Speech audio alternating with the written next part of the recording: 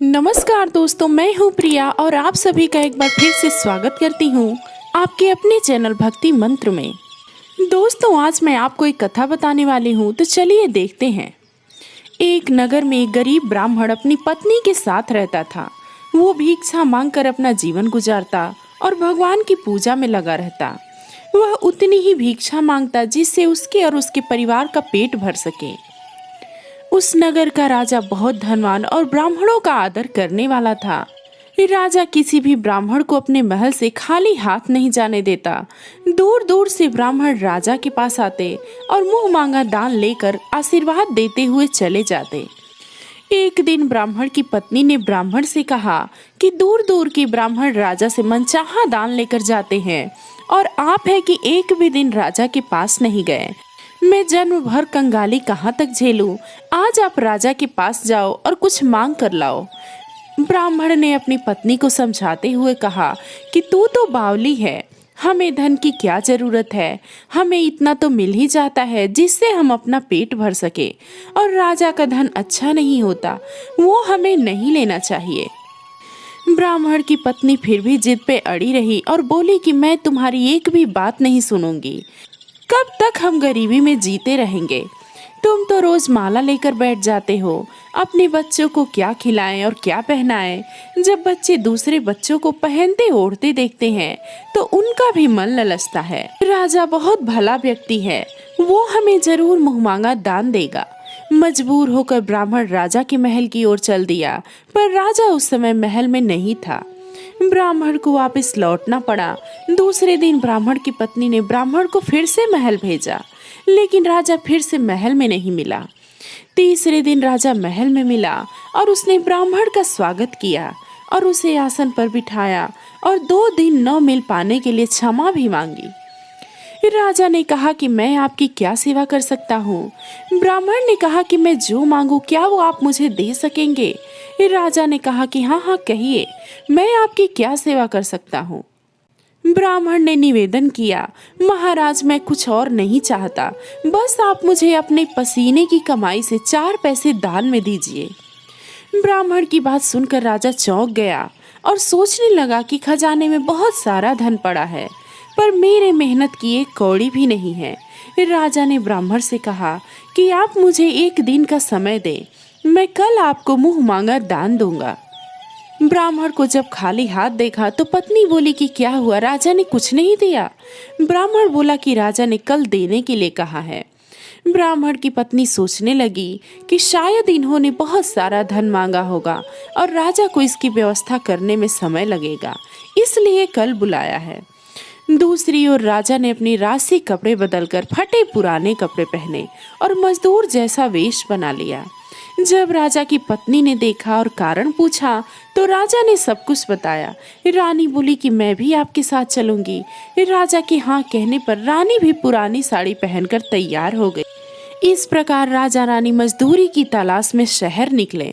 लुहारों के मोहल्ले में जाकर राजा ने आवाज लगाई, किसी को मजदूर चाहिए, मजदूर चाहिए।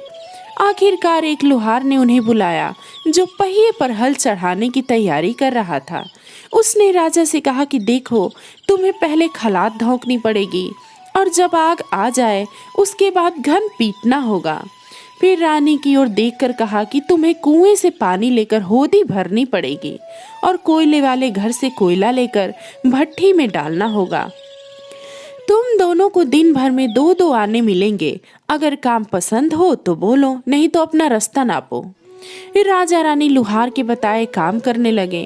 राजा खलात धोंकने लगा, पर उससे काम ठीक से नहीं हो पा रहा था। लुहार नाराज होकर राजा को ठीक से काम करने के लिए कहता। राजा जैसे तैसे अपना काम करने लगा। रानी भी कुएं से पानी भरकर लाने लगी। रानी के हाथ में फफोले पड़ गए। किसी तरह बड़ी बड़ी कठिनाइयों से उसने पानी का हौज भरा। उसके बाद रानी कोयला लाकर भट्ठी में डालने लगी। कोयला भरने से रानी के गोरे हाथ और कपड़े काले हो गए। भट्ठी में आग आने पर लुहार ने पात भट्ठी में से निकालकर पहिए पर जमाई और एक घन अपने हाथ में लेकर और एक राजा के हाथ में देकर कहा, देखो इसे बारी बारी से पटकना है, हाथ इधर उधर न होने पाए। राजा जोर जोर से धान पीटने लगा। लेकिन उसका निशाना ठीक नहीं बैठता था। कभी धन हाल पर गिरता तो कभी पहिए पर। मजदूरों का यह हाल देखकर लुहारिन बड़बड़ाती हुई आई और लुहार से कहने लगी, तुमने कहाँ से यह नौसिखिए मजदूर काम पर लगाए हैं? इनसे काम नहीं होगा। यह सस्ते मजदूर तुम्हारा काम बिगाड़ देंगे। राजा रानी उन दोनों की बात सुनते सुनते अपना काम मन लगाकर करते रहे।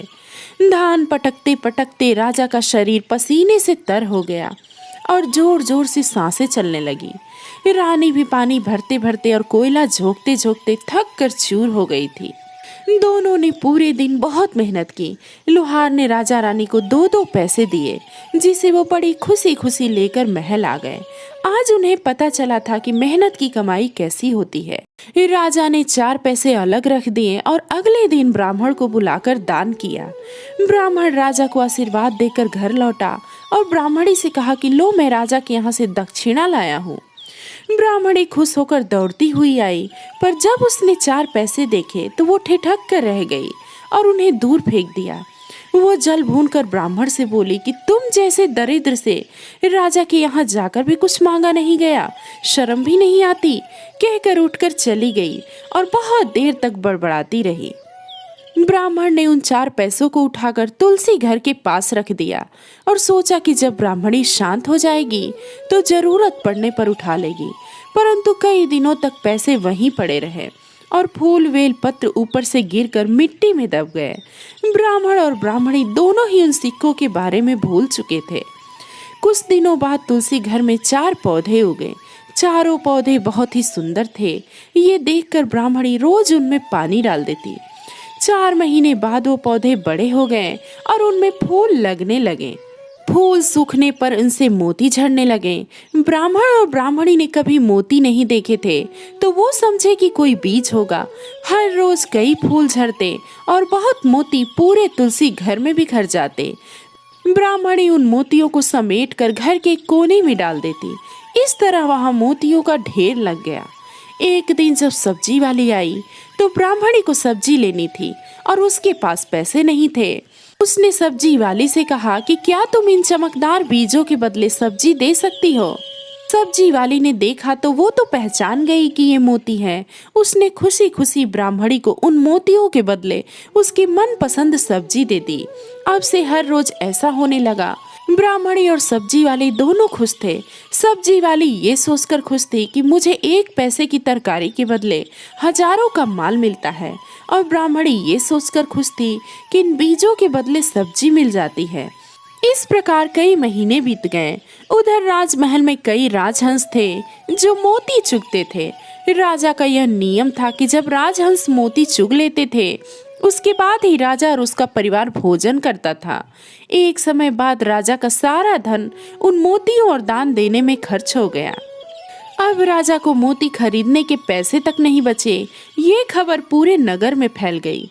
ब्राह्मण और ब्राह्मणी को जब यह पता चला तो उन्होंने यही विचार किया कि राजा बहुत दानी और नेक दिल है।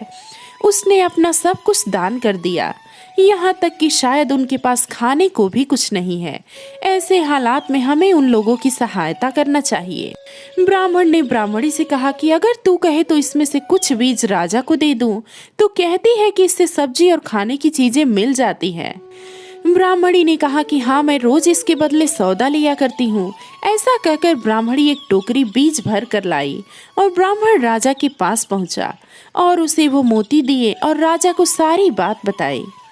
राजा उन मोतियों को देखकर चौंक गया। उसने मोती राजहंस को दिए। राजहंस उन्हें चुगने लगे। ये देखकर राजा ने ब्राह्मण से कहा कि ये एक एक मोती सैकड़ों रुपए का है। सच बताए ब्राह्मण देवता, आपके पास इतने मोती कहाँ से आए?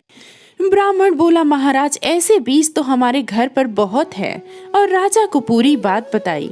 राजा अपने मंत्रियों के साथ ब्राह्मण के घर पहुंचे और उन चारों पेड़ों को देखा। पूछताछ में उन सिक्कों वाली बात सामने आ गई। जब पेड़ों को देखा तो उनकी जड़ के पास से वही सिक्के चिपके हुए थे। आज ब्राह्मण ब्राह्मणी को मालूम हुआ कि उनके पास लाखों करोड़ों की दौलत है, जिसे वो साधारण बीज समझते थे। ब्राह्मण ने सोचा कि मेरे लिए ये धन किस काम का है। ऐसा सोचकर ब्राह्मण ने सारे मोती राजा को दान में दिए। राजा की आंखें भी खुल गई। मेहनत के धन की कीमत उन्हें मालूम हो गई। उस दिन राजा ने प्रण कर लिया कि मैं खजाने के पैसों से कभी भी एक पैसा अपने खर्च में नहीं लगाऊंगा। अपना खर्चा मेहनत करके चलाऊंगा। खजाने और ब्राह्मण के दान से राजा ने जनता के हित में कई धर्म कर्म के काम किए। दोस्तों, जैसे ब्राह्मण और राजा ने अपने अपने धर्म का पालन किया, ठीक उसी प्रकार से हर मनुष्य को अपने धर्म का पालन करना चाहिए, अपने कर्तव्यों का निर्वहन करना चाहिए। उसी में सबकी भलाई होती है। तो दोस्तों, मैं उम्मीद करूंगी ये कहानी आपको जरूर पसंद आई होगी। आप अपने विचार कमेंट में जरूर बताएं। अगर आप मेरे चैनल पे नए हैं तो मेरे चैनल को सब्सक्राइब कर लें, वीडियो को लाइक करें, शेयर करें। दोस्तों, मिलते हैं कुछ और नई कहानी के साथ। तब तक के लिए राधे राधे।